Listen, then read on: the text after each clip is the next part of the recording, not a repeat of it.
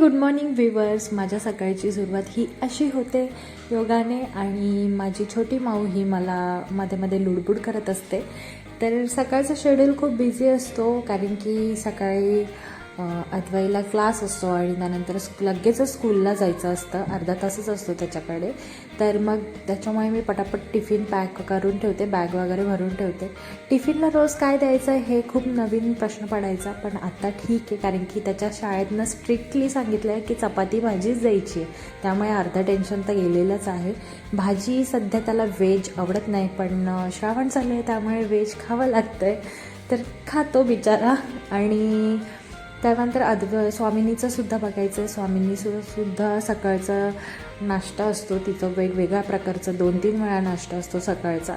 तर ते सुद्धा चालू असतो. एकीकडे स्वामिनी, एकीकडे अद्वैचं, दोघांचं बघायचं असतं. त्यामुळे थोडंसं जबलिंग चालू असतं. आणि स्वामिनीला भरवता अद्वै येतो त्यावेळेला, आणि शाळेत जाण्यासाठी फक्त अर्धा तास उरतो. त्या अर्ध्या तासामध्ये त्याला रेडी करायचं असतं, खायला द्यायचं असतं थोडं, आणि मग तयारी करून पाठवायचं असतं.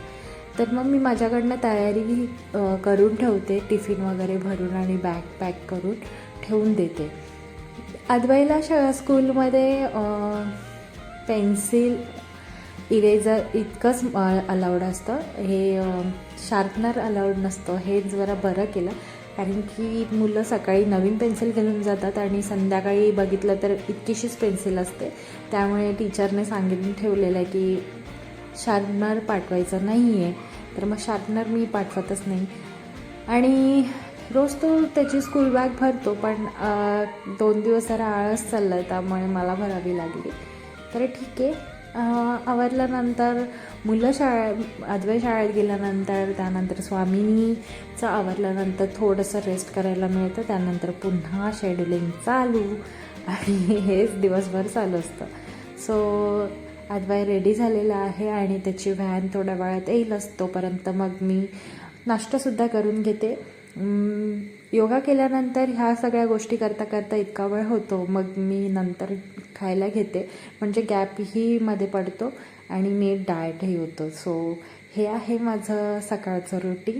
आणि व्हिडिओ कसे वाटतात तुम्हाला, लाईक करायला विसरू नका, शेअर करा आणि सबस्क्राईबसुद्धा करा. So bye.